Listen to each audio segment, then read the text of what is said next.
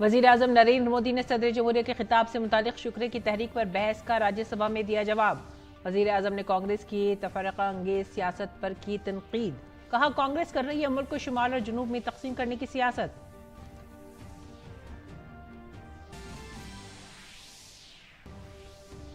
ऐवान में हंगामे पर वज़ीर-ए-आज़म ने अपोजिशन को घेरा। कांग्रेस पर आवाज को दबाने का लगाया इल्जाम। कहा, अपोजिशन नहीं दबा सकती मेरी आवाज, क्योंकि मुल्क के लोगों ने दी है मेरी आवाज को ताकत।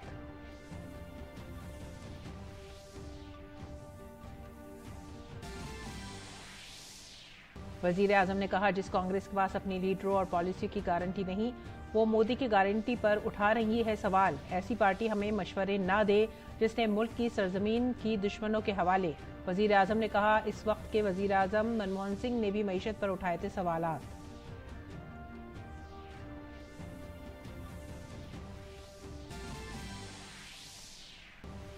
वज़ीर-ए-आज़म ने कांग्रेस को बताया दलित और पसमानदा तबकात की मुखालिफ पार्टी। कहा, अगर बाबा साहब ना होते तो दर्ज फहरिस्त जातों को रिजर्वेशन मिलना था मुश्किल। पीएम नेहरू ने कहा था उन्हें रिजर्वेशन पसंद नहीं।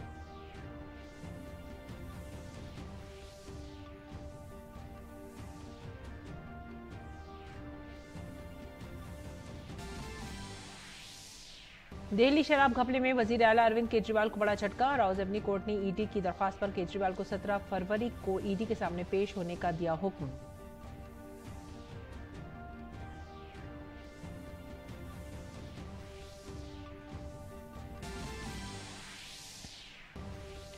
सदर जमहूरिया द्रौपदी मुर्मू ने दिल्ली मेट्रो में किया सफर के दौरान सदर ने तलबा से की बातचीत। लोगों को पब्लिक ट्रांसपोर्ट इस्तेमाल करने की दी तरगीब।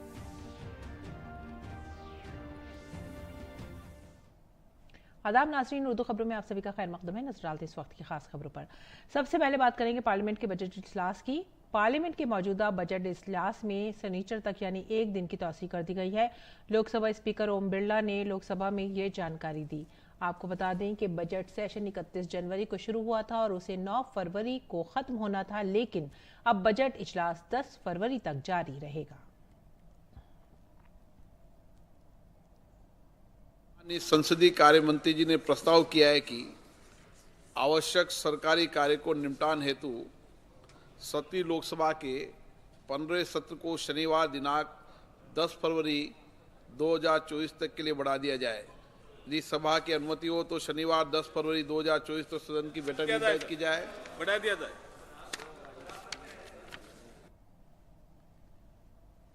और वज़ीर-ए-आज़म नरेंद्र मोदी ने सदर जमहूरिया के खिताब पर राज्यसभा में शुक्रिया की तहरीक पर बहस का जवाब दिया। अपने खिताब में उन्होंने कांग्रेस पर उनकी आवाज को दबाने का इल्जाम लगाया। उन्होंने कहा कि अपोजिशन लीडर उनकी आवाज नहीं दबा सकते, क्योंकि उन्हें आवाम से ताकत मिली है। मुझे पिछले वर्ष का वो प्रसंग बराबर याद है। उस सदन में हम बैठते थे और देश के प्रधानमंत्री की आवाज को गला घोंटने का भरपूर प्रयास किया गया। हम बड़े धैर्य के साथ, बड़ी नम्रता के साथ आपके एक एक शब्द को सुनते रहे और आज भी आप न सुनने की तैयारी के साथ आए हैं। आप न सुनने की तैयारी के साथ आए हैं, लेकिन मेरी आवाज को आप दबा नहीं सकते हैं। देश की जनता ने इस आवाज को ताकत दी हुई है। देश की जनता के आशीर्वाद से आवाज निकल रही है। वज़ीर-ए-आज़म नरेंद्र मोदी ने मुल्क को शुमाल और जुनूब में तकसीम करने वाले बयानात पर कांग्रेस को निशाना बनाया। उन्होंने कांग्रेस के दौर में हुकूमतों को बरतरफ किए जाने पर भी उन्हें घेरा। कांग्रेस ने सत्ता के लालच में सरेआम लोकतंत्र का गला घोंट दिया था। जिस कांग्रेस ने दर्जनों बार लोकतांत्रिक तरीके से चुनकर के आई सरकारों को रातों रात भंग कर दी थी, बर्खास्त कर दिया। जिस कांग्रेस ने देश की संविधान लोकतंत्र की मर्यादाओं को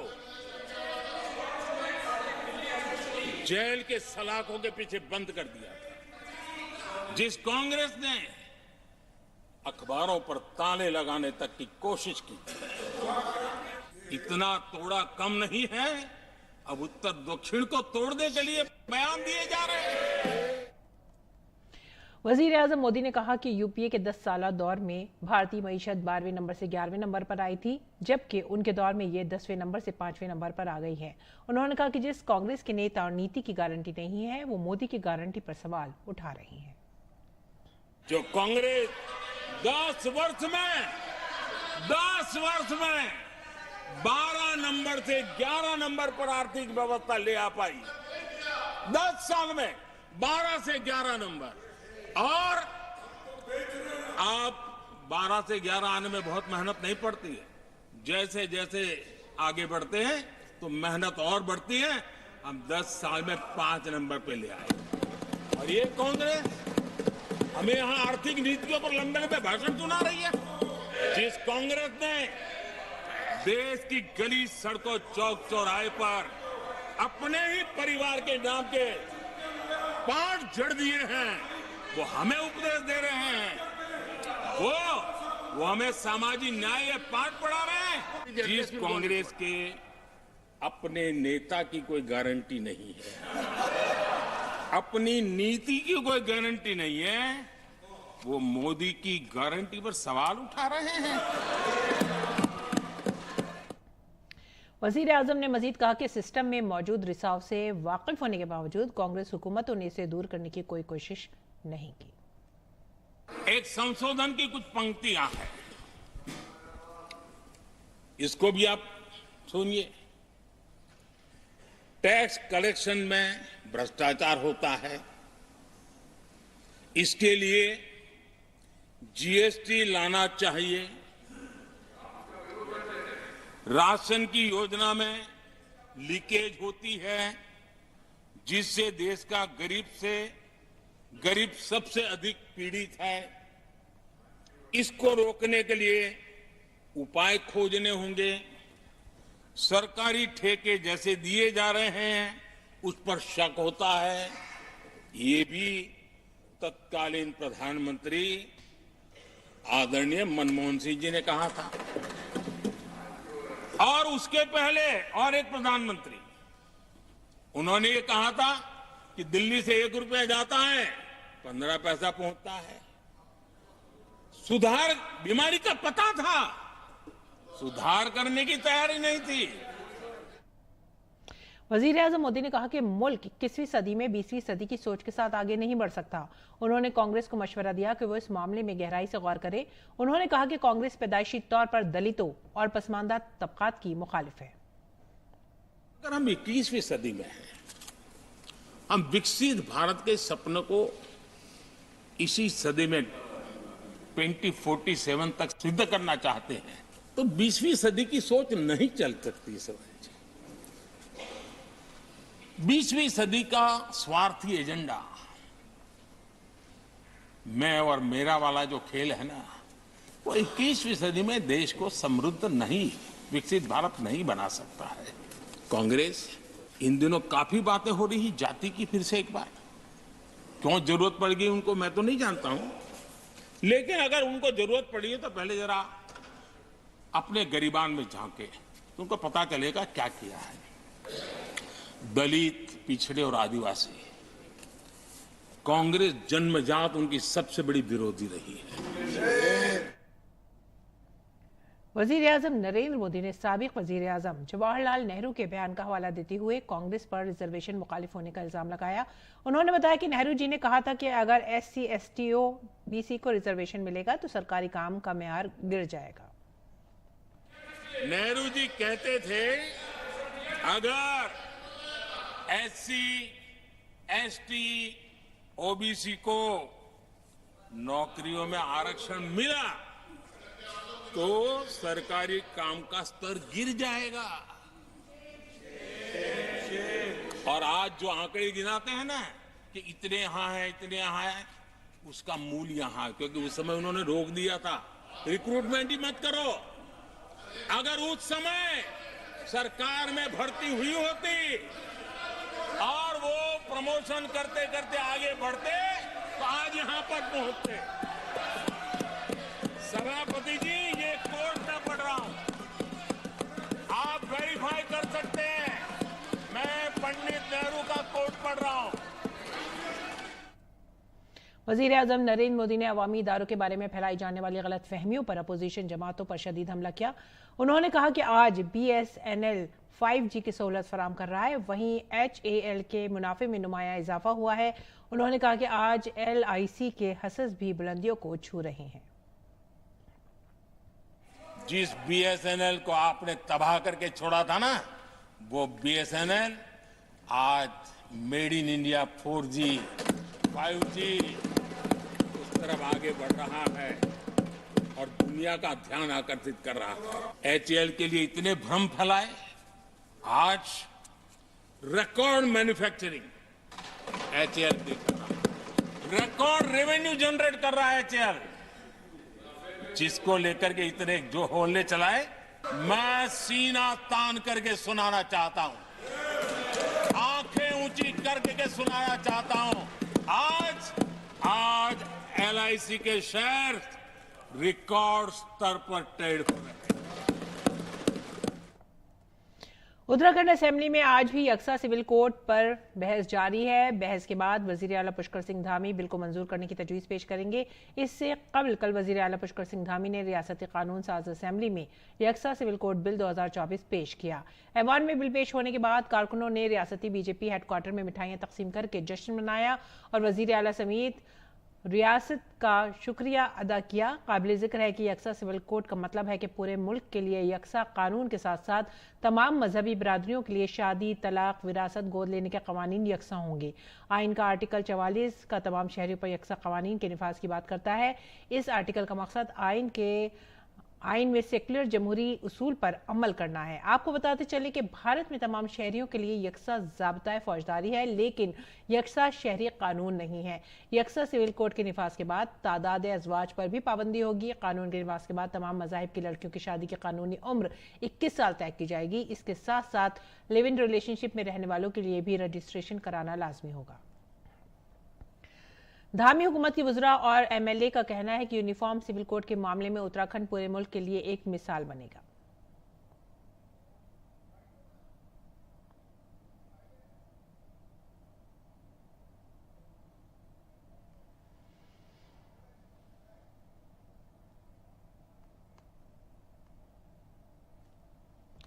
और आइए अब आगे बढ़ते हैं अगली खबर की तरफ। राउज एवेन्यू कोर्ट ने दिल्ली शराब घपले में ED के समन पर हाजिर न होने के मामले में वजीर आला अरविंद केजरीवाल के खिलाफ ED की दरख्वास्त पर पहले फैसला महफूज कर लिया और अब शाम 4 बजे हुक्म सुनाते हुए ने 17 फरवरी को ED के सामने पेश होने के लिए कहा है। ED ने आज अदालत को बताया था कि इस केस में उनके दलाइल मुकम्मल हो चुके हैं। पिछली समात में ASG SV राजू ने ED की जानिब से केस पेश किया था। 5 बार तलब किए जाने के बावजूद पूछताछ के लिए हाजिर ना होने पर ED ने अदालत का रुख किया था। ये विधेयक जो है वास्तव में उत्तराखंड ही नहीं पूरे देश के लिए एक मार्गदर्शक का काम करेगा और इसके बाद मुझे लगता है कि उत्तराखंड प्रदेश पहला राज्य होगा जिसमें महिलाओं की सशक्तिकरण के लिए। और BJP के रुकन पार्लियामेंट तेजस्वी सूर्या ने कर्नाटक की कांग्रेस हुकूमत पर सख्त हमला किया है। उन्होंने दिल्ली में जारी सिद्धरमैया हुकूमत के एहतजाज को ड्रामा करार दिया। तेजस्वी सूर्या ने कहा कि पिछले 20 सालों में कर्नाटक हुकूमत को मिलने वाले फंड्स का 75% मोदी हुकूमत के 10 साल दौर में आया है। उन्होंने इल्जाम लगाया कि इंतखाबात के दौरान कांग्रेस पार्टी की तरफ से गैर जरूरी तौर पर मुफ्त रेवड़ियों का ऐलान किया गया था। अब जब सिद्धरमैया की हुकूमत इसे पूरा करने में नाकाम हो रही है तो वो सिर्फ मरकजी हुकूमत पर ही इल्जाम लगा रही हैं।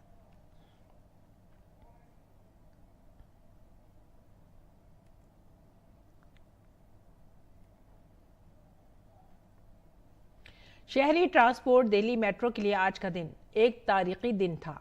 सदर जमहूरिया द्रौपदी मुर्मू ने बुध को मेट्रो के आसान सफर का लुत्फ उठाया, जिसे दिल्ली की लाइफलाइन कहा जाता है। सदर ने सेंट्रल सेक्रेटरीट से नेहरू प्लेस और फिर वापस सेंट्रल सेक्रेटरीट का सफर किया। मुल्क की पहली कबायली खातून सदर द्रौपदी मुर्मू ने अपने मेट्रो सफर के दौरान स्कूली तलबा से बातचीत भी की और उनसे इम्तहान की तैयारियों के बारे में पूछा। सदर जमहूरिया का यह मेट्रो सफर न सिर्फ दिल्ली के 2 करोड़ से ज्यादा लोगों के लिए पब्लिक ट्रांसपोर्ट के इस्तेमाल के लिए एक बड़ा पैगाम है, बल्कि ये मुल्क के आला तरीन शहरी होने की हैसियत से आवाम से जुड़ने के लिए एक बड़ा कदम भी है। दिल्ली मेट्रो नेटवर्क तकरीबन 285 मेट्रो स्टेशनों के साथ 300 किलोमीटर से ज्यादा इलाके पर फैला हुआ है। दिल्ली मेट्रो भारत का सबसे बड़ा मेट्रो नेटवर्क है और ये दुनिया के सबसे बड़े मेट्रो नेटवर्क्स में से एक है।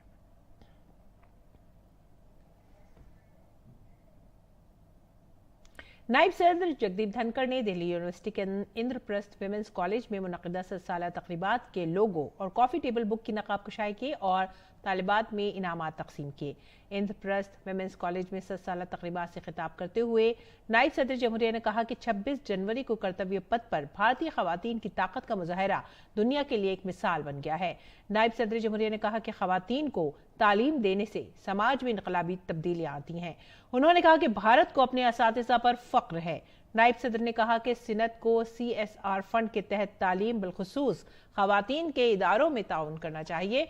उन्होंने कहा कि अमृतकाल उम्मीद और यकीन का वक्त है और मुल्क जल्द ही जर्मनी और जापान को पीछे छोड़कर तीसरी बड़ी मईशत बन जाएगा। नायब सदर जमहूरिया ने कहा कि मुल्क को 2047 तक एक तरक्की याफ्ता मुल्क बनाना है।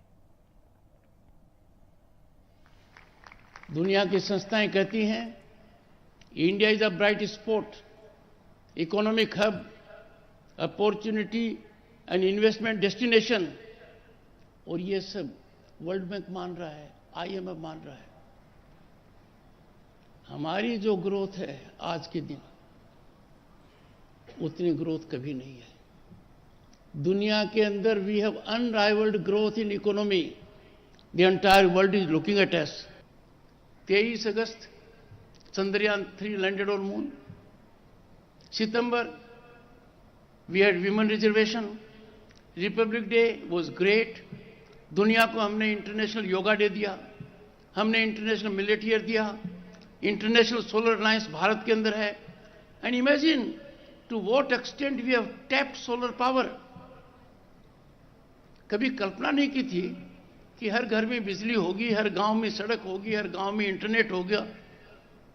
And we are heading towards a mechanism जहां पर अचीवमेंट्स बहुत हाई स्केल के हैं। 10 करोड़ से ज्यादा घरों को फ्री गैस कनेक्शन देना छोटी बात नहीं है। दुनिया के बहुत से देशों की तो पॉपुलेशन ही नहीं है। और मरकजी वजीर तालीम धर्मेंद्र प्रधान ने राज्यसभा में वक्फा सवालात के दौरान BRS के MP KR सुरेश रेड्डी के बेरोजगारी से मुतालिक सवाल का जवाब दिया। NSSO के आदाद-ओ-शुमार का हवाला देते हुए उन्होंने कहा कि गुज़िश्ता 5 सालों में मुल्क में बेरोजगारी की शरह 6% से कम होकर 3.1% हो गई है। The recently published NSSO data very loudly speaks. In the recent past, the unemployment ratio has been drastically reduced. From 5 years ago, unemployment percent was 6%. Now, with reduced number, it is 3.1. मरकजी वज़ीर तालीम ने मजीद कहा कि मुल्क में महारतों पर तवज्जो मरकूज़ की गई है। यही वजह है कि आइंदा साल से 6ठी से 12वीं जमात के तलबा के लिए स्किल एजुकेशन के मज़ामीन को लाज़मी करार दिया जाएगा। From next academic year, the skilling, art and culture and sports, all these 3 new subjects will be part of the proper textbook. This is a paradigm shift by Modi government to looking into the global need, looking into our country's youth aspiration. We are going to change in a very exponential route. मरकजी वज़ीर तालीम धर्मेंद्र प्रधान ने नई दिल्ली में Vidyanjali scholarship programme का आगाज़ किया। इस प्रोग्राम का मकसद नवोदय विद्यालयों के तलबा को आला तालीम के लिए फ़ंड फराहम करना है। मुल्क के 638 अजला में वाक़ई नवोदय विद्यालयों के तकरीबन 650 होनहार तलबा इस स्कॉलरशिप प्रोग्राम का फ़ायदा हासिल कर सकेंगे।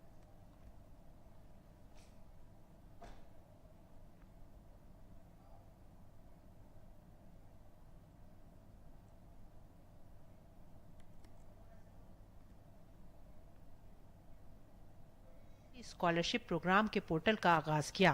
इस पोर्टल के जरिए नवोदय विद्यालय के तलबा आला तालीम के लिए स्कॉलरशिप हासिल कर सकते हैं। ये जो आज आपने मॉडल को अपनाया है, एमओयू किया है, this might be one of your best practices. ये आने वाले दिनों में निश्चित रूप में एक अफर्मेटिव एक्शन की, सही सीएसआर की एक बड़ा मॉडल बनने वाला है। आज उसकी हम श्रीगणेश कर रहे हैं। 70 स्टूडेंट्स को, नवोदय की स्टूडेंट्स को, जो इस प्रकार की प्रेस्टिजियस गवर्नमेंट इंस्टीट्यूशन में पढ़ रहे हैं, उनको आप जैसे महानुभावों की मदद से 5 करोड़ रुपया की फुल स्टडी पीरियड की स्कॉलरशिप की आज आपने जिम्मेवारी लिया। हर साल मुल्क भर में वाक़ई तकरीबन 650 नवोदय विद्यालयों के लिए 34,000 तलबा विद्यांजलि स्कॉलरशिप पोर्टल के जरिए आला तालीम के लिए फंड हासिल कर सकेंगे। MBBS में सिलेक्शन तो हो गया, बट आगे में बुक्स फिर बाकी जो भी है, तो MBBS में बहुत खर्चा होता है। तो it's really very helpful for me and other students like me which are from rural areas और like, so it's very helpful for special Navodaya students. जो भी बच्चे हैं नवोदय विद्यालय से, काफ़ी बच्चे हैं जिनको ये मतलब पढ़ने के लिए ज़रूरत है, तो उन्हीं के लिए मतलब एक प्रेरणा है जो भी दिया है इन्होंने, तो मैं धन्यवाद करना चाहता हूँ। हर साल nearly 2 million students pass out होते हैं 12th क्लास, बट उसमें से सिर्फ 100,000 200,000 स्टूडेंट्स ही हायर एजुकेशन में या फिर अब्रॉड जा पाते हैं। उनको ये इनिशिएटिव बहुत ज़्यादा हेल्पफुल होगा। काबिल जिक्र है कि नवोदय विद्यालयों में पढ़ने वाले तकरीबन 90% तलबा देहाती इलाकों से हैं और तकरीबन 85% तलबा माशी तौर पर कमज़ोर ख़ानदानों से आते हैं। इन तलबा को आला तालीम के मेयारी मौक़े फराहम करने के मकसद से Vidyanjali scholarship program corporate sector के ताउन से शुरू किया गया है। ये प्रोग्राम आला तालीम को कौमी तालीमी पॉलिसी के मुताबिक जामे बनाने में मददगार साबित होगा। निशान सौरभ की रिपोर्ट, DD न्यूज़। और आइए अब नजर डालते हैं गैर मुल्की खबरों पर। पाकिस्तान में 8 फरवरी को इंतखाबात होने जा रहे हैं। गुज़िश्ता कौमी इंतखाबात के फातेह और मकबूल साबिक वज़ीर आज़म इमरान खान सुर्खियों में हैं। इमरान खान और एक और साबिक वज़ीर आज़म नवाज शरीफ की जमात असला हरीफ हैं। जेल में होने और कानूनी मसाइल का सामना करने के बावजूद इमरान खान और उनके उम्मीदवार आज़ाद प्लेटफॉर्म पर इलेक्शन लड़ रहे हैं। जेल में बंद इमरान खान के लाखों हामी उनके और उनकी पार्टी के खिलाफ फौजी हिमायत याफ्ता क्रैकडाउन के बावजूद उनके पीछे रैली निकालने की कोशिश कर रहे हैं। तजियाकारों का कहना है कि 2018 के इलेक्शन में इमरान खान को तरजीह देने के बाद इस बार नवाज शरीफ को जर्नैलों की हिमायत मिल रही है। और अब रुख करेंगे खेल के मैदान का। दिल्ली ओलंपिक एसोसिएशन के ज़ेर एहतमाम दिल्ली ओलंपिक गेम्स 2024 आज से शुरू हो गए। मरकजी वजीर खेल अनुराग सिंह ठाकुर ने इन खेलों का इफ्तिताह किया। ये खेल 7 दिन तक जारी रहेंगे। मरकजी वजीर खेल ने कहा कि खेलो इंडिया से बहुत से खिलाड़ी उभरे हैं जिन्होंने बैनुल-अक़वामी सतह पर मुल्क का नाम रोशन किया है। उन्होंने कहा कि दिल्ली ओलंपिक गेम्स से ऐसे ही खिलाड़ी सामने आएंगे जो मुस्तकबिल में मुल्क के लिए खेलेंगे। मुझे पूर्ण विश्वास है जो नरेंद्र मोदी जी कहते हैं, खेलोगे तो खिलोगे, और इसीलिए खेलो इंडिया यूथ गेम्स, खेलो इंडिया यूनिवर्सिटी गेम्स, खेलो इंडिया विंटर गेम्स और अब खेलो इंडिया पैरा गेम्स की शुरुआत भी की है। और ये 4 गेम्स देश में होती हैं। आज लगभग 17,000 से ज्यादा खिलाड़ी इन अलग अलग इवेंट्स में भाग लेते हैं और जो पार्टिसिपेट करते हैं, आज उनमें से बहुत सारे खिलाड़ी ऐसे हैं जो एशियन गेम्स, कॉमनवेल्थ गेम्स और ओलंपिक्स गेम तक पहुंचने का काम हुआ है। मुझे पूर्ण विश्वास है दिल्ली के द्वारा करवाया गया ये ऑर्गेनाइज दिल्ली ओलंपिक गेम्स में भी जो आज मेरे युवा खिलाड़ी भाग लेने जा रहे हैं, ये भविष्य में अपने प्रदेश के साथ साथ देश के लिए मेडल जीतने का काम भी कर सकते हैं। मरकजी वजीर खेल ने कहा कि 31 मार्च से पहले मुल्क में 1000 खेलो इंडिया मराकज खोले जाएंगे। उभरते हुए खिलाड़ियों को हर जिले में तरबियत की सहूलत मिलेगी। हमने प्रधानमंत्री जी से अब मंजूरी ले ली है। हम अगले 10 साल में नहीं, इसी साल 31 मार्च से पहले देश में 1000 से ज्यादा खेलो इंडिया सेंटर खोल देंगे।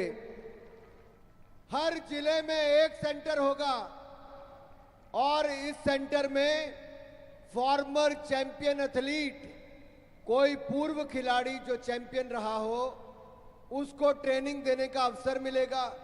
उसको एकेडमी खोलने का अवसर मिलेगा, सेंटर चलाने का अवसर मिलेगा। उस सेंटर में जो सामान है 5 लाख रुपए हम उसके लिए देंगे और हर साल उस खिलाड़ी को 5 लाख रुपया सेंटर चलाने के लिए भी देंगे। उस खिलाड़ी के रोजगार का अवसर भी मिल गया और आपको कोच भी अपने जिला में मिल जाएगा। मरकजी वज़ीर खेल ने खेलों में खवातीन के किरदार की तारीफ की और कहा कि मुल्क की बेटियां खेलों में शानदार कारकर्दगी का मुजाहरा कर रही हैं। मीराबाई चानू ने टोक्यो ओलंपिक्स में मुल्क को पहला तमगा दिलाया था। वज़ीर खेल ने मुल्क में शुरू होने वाली खवातीन की मुख्तलिफ लीग्स का भी जिक्र किया। बहुत अच्छा किया भारत की बेटियों ने, जहां एक और हरियाणा से मोदी जी ने शुरुआत की थी बेटी बचाओ बेटी पढ़ाओ की। आदरणीय वीरेंद्र सचदेवा जी, आज बेटी बचाओ और बेटी पढ़ाओ के साथ साथ बेटियों को खेलने का अवसर भी मिला है। और जब ओलंपिक्स गेम आई तो पहला मेडल भी भारत के लिए ओलंपिक्स में टोक्यो में भारत की बेटी मीराबाई चानू ने जीतने का काम किया था। और अब हमने बेटियों के लिए और महिलाओं के लिए वुमेन स्पोर्ट्स लीग्स देश भर में शुरू कर दी हैं। अब तक लगभग 21 स्पोर्ट्स डिसिप्लिन में 26 राज्यों में इसको किया जा चुका है और इसमें 60,147 महिलाओं ने भाग लिया। और इसी के साथ ही आप हमारी पूरी टीम को दीजिए इजाजत। आदाब।